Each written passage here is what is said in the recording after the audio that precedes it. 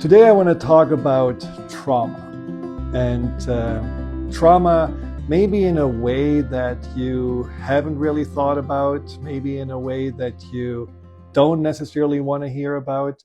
So I'm going to challenge you a little bit with my perspective. But I have been helping people since over 20 years to overcome trauma. I thought it may be worth sharing a little bit what I find is important when it comes to also using this term. Because the questions I want to answer today is, what is trauma really? I also want to talk about how come that sometimes we are hiding behind trauma and that we are also hiding from trauma. And when does it help us to acknowledge that we were traumatized? And when does the thought, oh, I have been traumatized, actually hold us back? And so all of those questions, if they are of your interest, stay tuned. And the whole video will also show up then on my YouTube channel, Dr. Friedemann Sharp. So trauma has been a buzzword, right? I mean, it has the hashtag trauma 6.2 billion views. Wow, that's a lot. And when I started working with clients on anxiety and trauma, people didn't necessarily use the word as frequently. And that has certainly to do with COVID. There has been an uptrend because there is this thought that we all have been traumatized through this, pandemic and all its aftermath and everything that was connected to it. And then there was this beautiful book, The Body Keeps Score, that also made people much more aware of, hey, trauma is not just something that's an event, but it's something that really gets internalized, that, the body remembers. And cellular memory is certainly something that is well known. And it's also something that needs to be really researched more, because it's an important piece of the healing. It's an important piece of finding wholeness after trauma again. But what is trauma?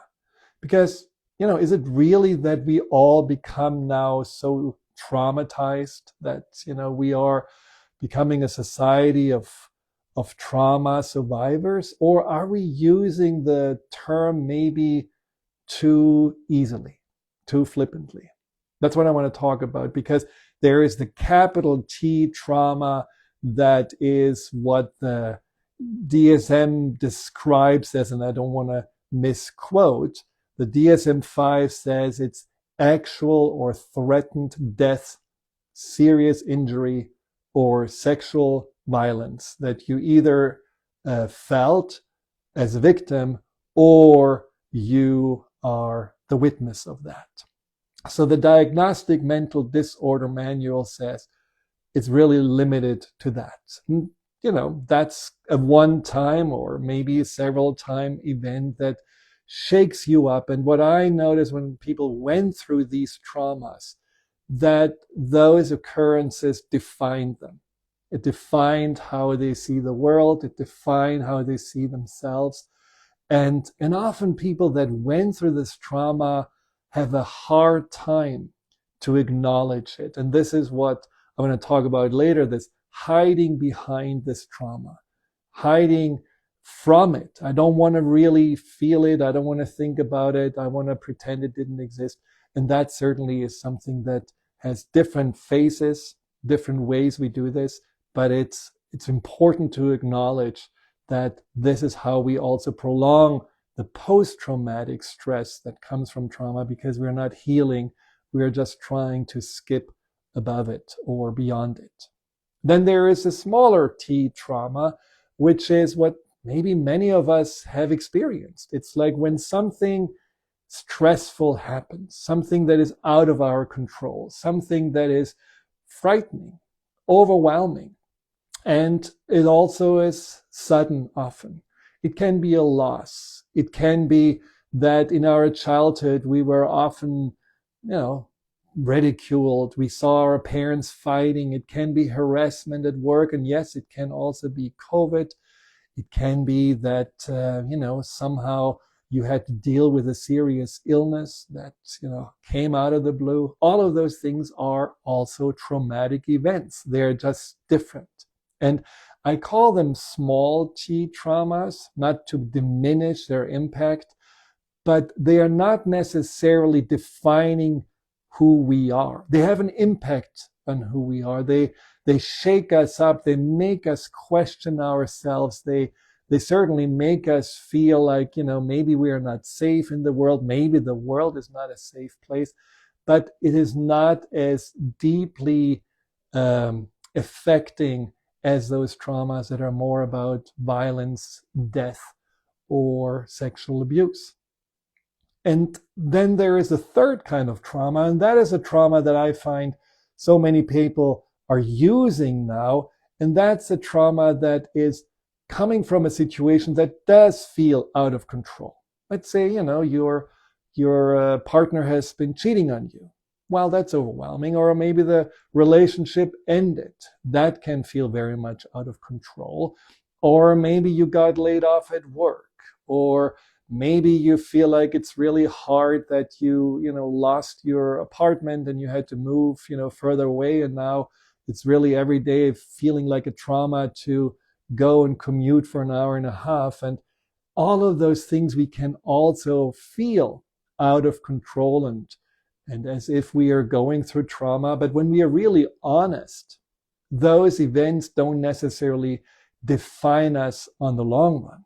They are difficult. They can make us feel, again, small and without really many options. We may feel in that moment also really our whole mind and everything is occupied on that situation. We don't necessarily find a way out of these anxiety spirals or negativity thoughts, but it is not necessarily defining who we are. It may also shake us up, but it doesn't necessarily go to the core of our being. And that is where I think it's so important to realize, how often do we now say, oh, I went through trauma, or this person traumatized me, even though we know it was not the trauma that someone who is a survivor of sexual abuse or a survivor of, some violent death or a terrible accident has gone through. And it is not to, blame you for when you're using this word. It's similar to what we do when we use the word trigger. So often we say now, oh, that triggered me. Oh, no, this person, made me feel ... The problem with that is that we automatically become the victim of someone doing something to us. And I'm not saying that we cannot be victimized. In fact, I think we have to be very clear that when we were victimized, that we are honoring that something hurt us or something was not right. But when we are using the word trigger or the word trauma, the mind says, okay, we are basically, at the mercy of somebody else who hurt us or kind of make us feel a certain way. And it doesn't necessarily go to, well, what's my responsibility? How can I take care of the situation? How can I really say to myself, well, I got triggered. So what does that say about me? Where does this trigger come from? How can I install the button that this person was pushing? Because I certainly cannot control this person, but I can make sure that I will not get triggered anymore by working on that what hurts. Because getting triggered or feeling that you were traumatized by someone, and I'm again talking more about the smaller t, is ultimately saying I have a wound. And that wound is my responsibility to heal. That wound, that pain, that anguish, that confusion, I need to take care of it. So when we go into these big words, it reminds me of when I was in medicine and people came, to us and said, look, I have a bump on the skin, is this cancer? And they are freaking out and they said, no, it's just a tumor. The tumor, oh my God. But of course, there are benign tumors. They are not benign tumors that can turn into cancer. But when we are using big words, our mind immediately goes into big reaction. And so rather than feeling like you need to use the word trauma or the word trigger, just become more specific on what's really going on with you. If you, let's say, you got betrayed or you had to deal with loss, honor that what you specifically feel is sad, disappointed, angry. You may be feeling, confused. There are a ton of questions that you haven't been able to answer. You feel insecure because you maybe take it personally and you don't know why this happened. Whatever specifically you feel when you have been calling yourself traumatized is helping you way better to find answers and ways to heal and outgrow that pain and that wound than when you're just starting to use this big T word and ultimately making yourself believe that you're the victim of your circumstances or the victim of somebody else. And this is all about empowerment. We cannot just go into this mode of feeling like that we have no choice because trauma in itself gives you the sense of being out of control.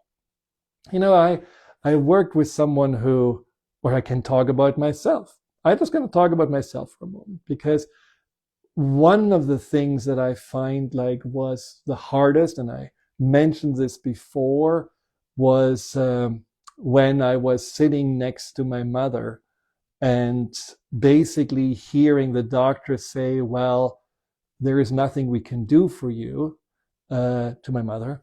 And unfortunately, we're just going to have to ship you off into palliative hospice care. And my mother was fully aware. She actually had been walking into the hospital, and then she got that news that she's going to die within the next 7 to 8 days. I mean, can you imagine that this is the news you're getting from someone you're actually wanting to have help from? And I was sitting next to my mother and basically watching her gradually going through the phases of dying, gradually going into first, the fear. Oh my God, what's going to happen? Is this really now the end of it? To feeling more and more, the pain and discomfort, and then seeing her body just change and morph into a complete different person, and her being full of morphine and eventually after a week taking her last breath. And that was traumatizing. That was really, really difficult because I felt 100% out of control. I mean, there was nothing I could do. I mean, I could maybe play a little bit with the morphine to help her to be at ease, but other than that, there was nothing I could do. I could just only watch her passing.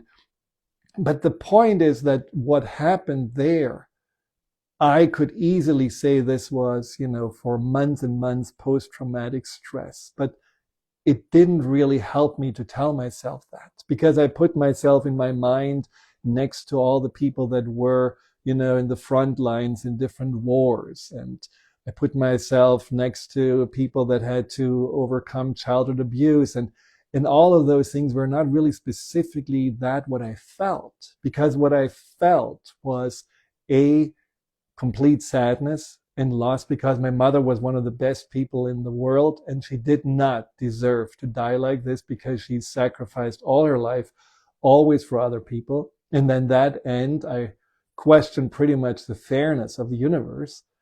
And B, I also felt like that there was something about that sense of wondering if there is a God, if there is any, benevolent force. And so a lot of that was put into questions. And when I knew that these are the questions I need to answer, when I knew that this is a pain that I felt and that is a reckoning I have to somehow make, it was so much more specific. I could really address it. I could write about it. I could talk about it. I could work with someone on it.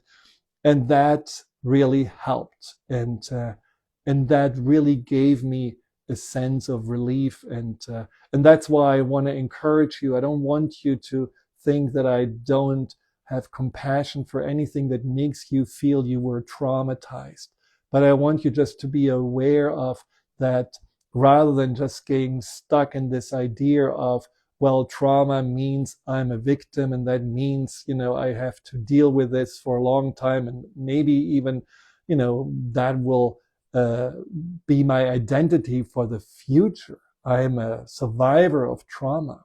Don't diminish yourself, but be much more specific on what is really what I'm feeling.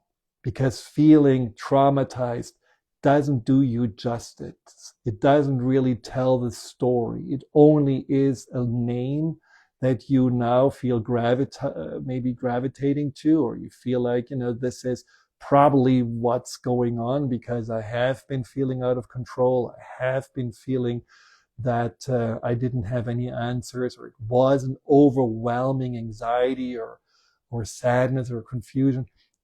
Again, be specific with your feelings, your questions, and the wounds that this event or these people have caused you.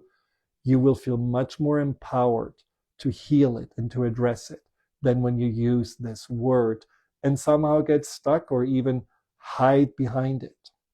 So that's one, the hiding behind trauma, which we don't necessarily do consciously, but it just happens to be that the word makes us have these associations.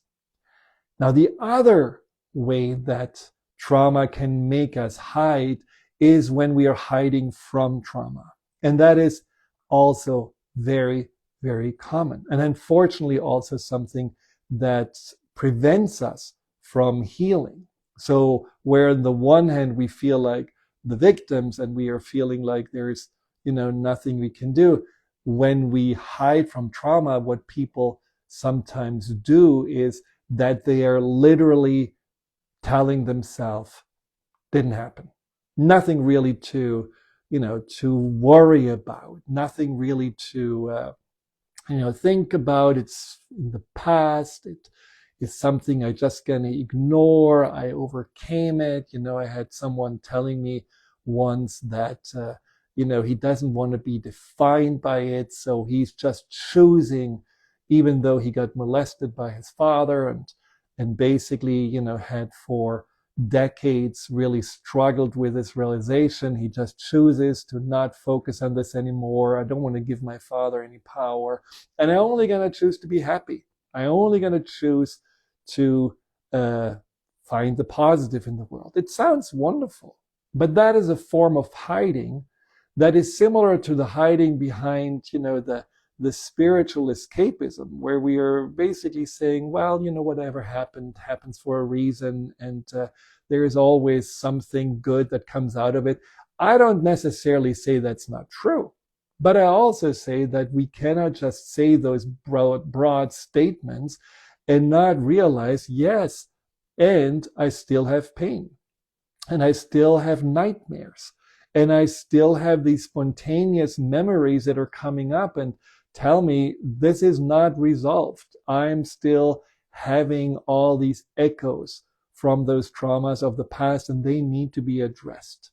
So there is this also emotional escapism, where we are telling ourselves the only feeling that is acceptable is a good feeling.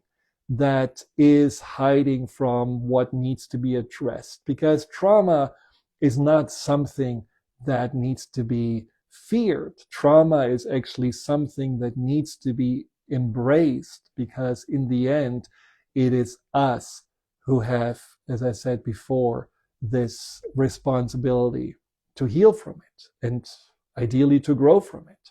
So there is a hiding from it because we don't want it to be true.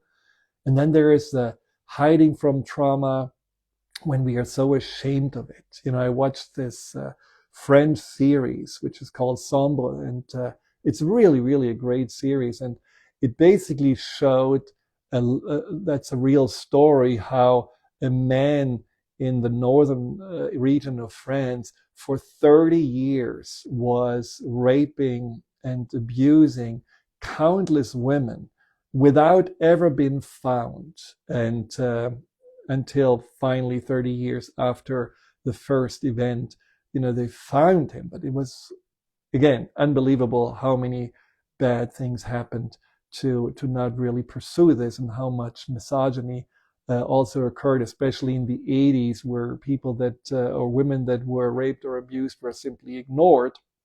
But there was this first, or one of the first victims, and she had been raped, but she didn't tell anyone that she had been raped. She was so ashamed, so she just said it was attempted robbery and nothing was stolen, so all is good, even though deep inside she knew, no, this is not the case. I lost my consciousness, but when I woke up, I felt all the signs that I was abused. And that woman could only start her healing process 30 years after the event, when she finally admitted to one of the policemen that she did actually have that she had been raped, and that she was a victim of such abuse. And until then, she had really stuffed it inside. And I think this is something that you may know from people that are, in your circle of friends or family, or maybe yourself, that there was so much shame about trauma that you didn't want to talk about it, you didn't want to address it, you pretended everything is fine. Or maybe the trauma re-emerged as a spontaneous awakening, which can also happen. The subconscious sometimes says, this was too much to handle. Let's just put it down in this deep drawer. And once you feel a little bit stronger, or you feel a little bit more grown up and ready, especially when you had trauma as a child, the trauma resurfaces spontaneous, through, let's say you have body treatment, you get acupuncture or a massage, and all of a sudden you remember this trauma of your early childhood when someone molested you or abused you. And that is also where people then doubt themselves. It's very common that then they're saying, you know what, never happened, I'm just making it up. And especially if there is a memory of some family member, God forbid, a parent doing something to them, that immediately going into denial and doubting and questioning your own sanity, that is also a hiding from the trauma that makes this healing process so much longer. And it's something that just is so much more difficult to go through. And then there is a hiding from trauma where we are simply taking power back.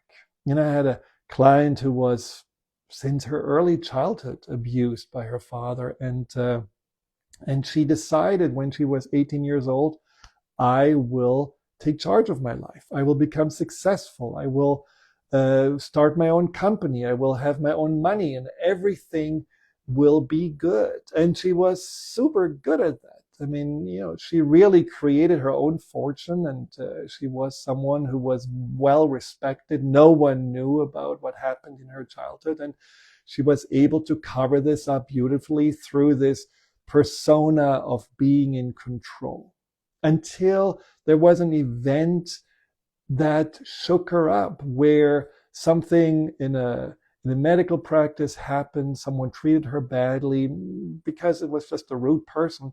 But for her, all of a sudden, all this feeling of feeling powerless and out of control, and someone who actually should be trusted couldn't be trusted, was actually hurting her, brought up all these memories and these feelings that she had suppressed from her childhood. And that shook her so badly up that it really catapulted her into the panic and the anxiety that then she dealt with for another 5-6 years, until she finally reached out for help. But you can see that this is also a way to hide from trauma, when you are choosing to just be stronger or more powerful.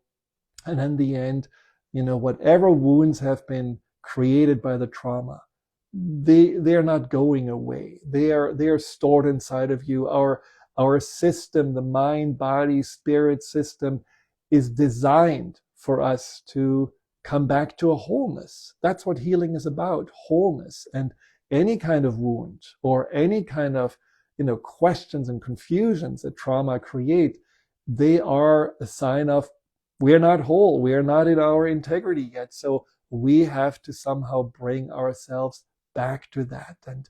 And that just is a requirement. We cannot skip that. We cannot just live in that denial about it. And sometimes it can be really, surprising. I had a client once who, similar to the one I just told you about, she was actually a flight attendant, and she also had gone through childhood trauma, sexual trauma especially, and she never had worked on herself. She just literally took the route of getting away from it and traveling the world as this free-spirited flight attendant. And then one day, spontaneously, all of a sudden, the world around her in the airport collapsed, and she felt like a small child.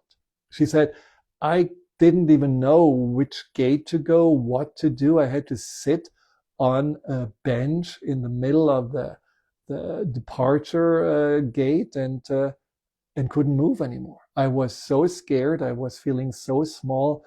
It literally felt as paralyzed as when I was little and I was abused. So that was also a sign of her mind. Okay, you cannot run away from this anymore. You cannot escape it. You have to pay attention to it.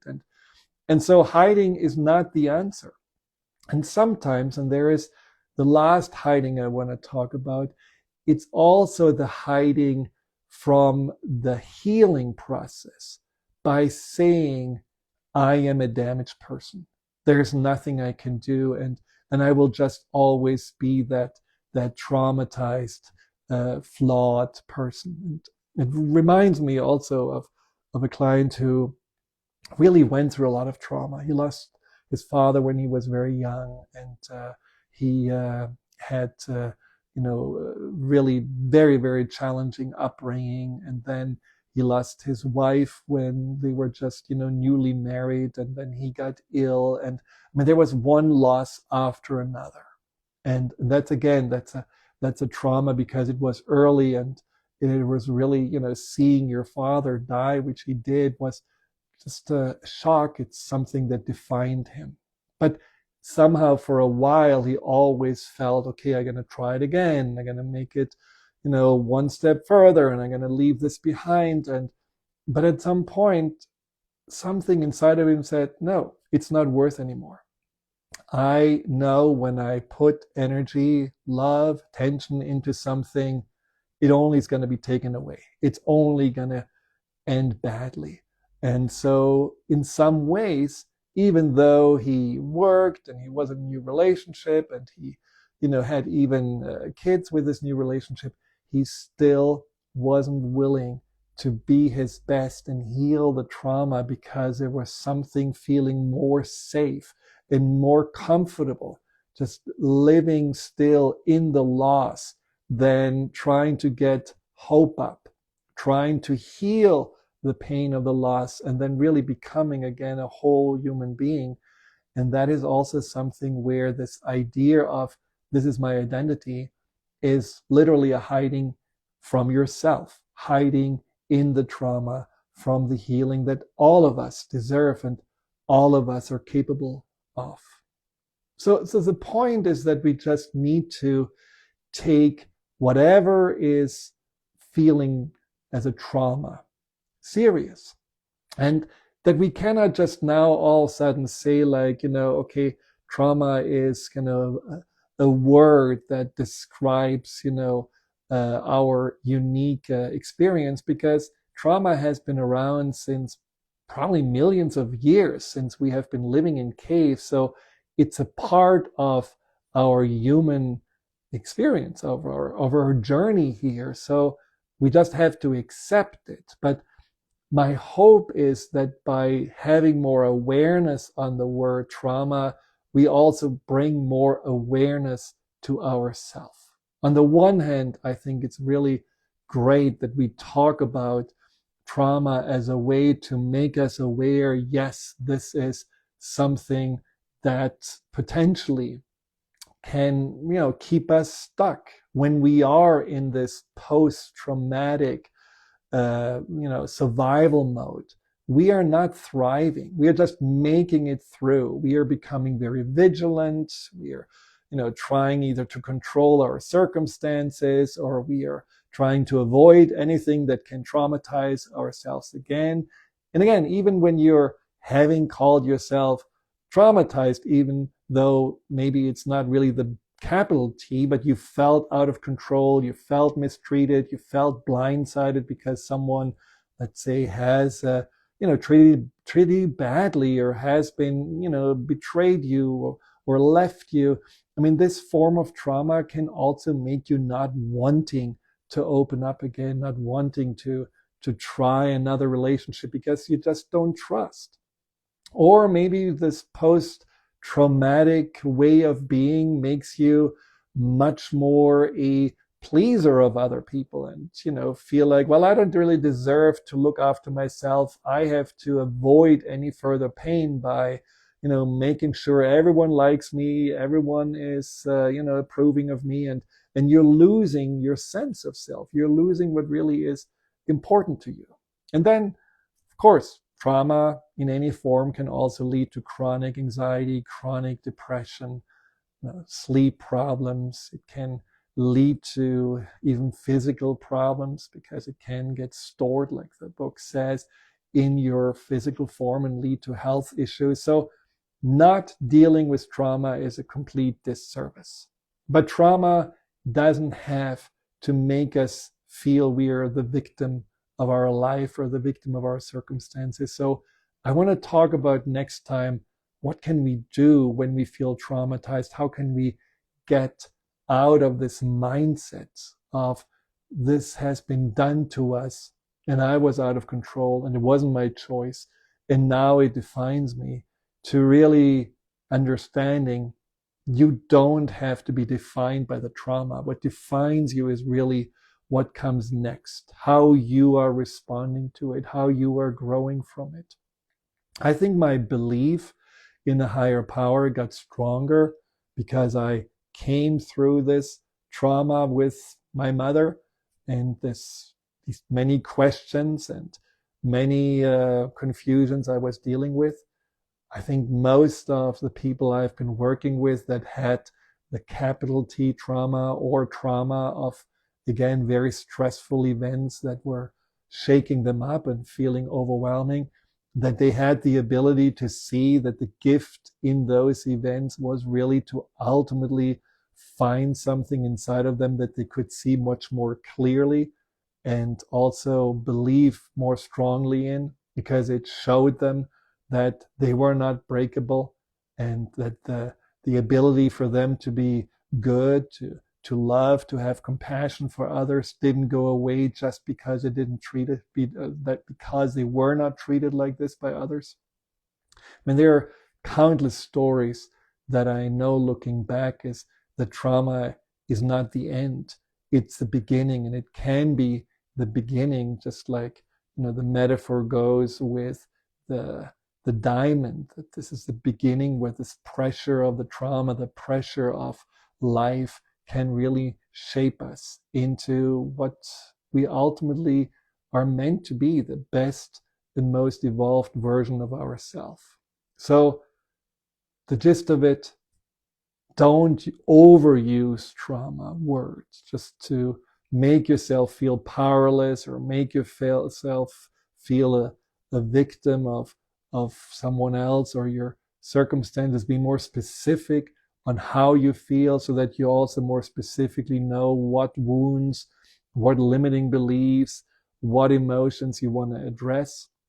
And also, when you really feel like you have been hiding from the trauma by just being in denial, by putting it off, by feeling you have to, somehow rather blame yourself or be in shame rather than addressing it and owning it and seeking help for it to grow.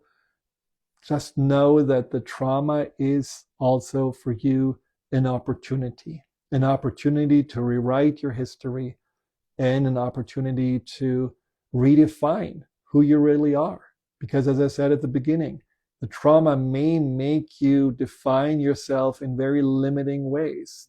may make you look at the world in ways that always keep you in a stress and anxiety mode. And that is not the way you need to live, and that is not the way you're supposed to live. Hi, Dr. Friedemann here. Thank you for tuning into my YouTube channel. If you're interested in learning more about fear and anxiety, here you'll find guided meditations, webinars, and interviews with some of the most renowned experts in the field of empowerment. Delve into the over 230 videos and more to come every week.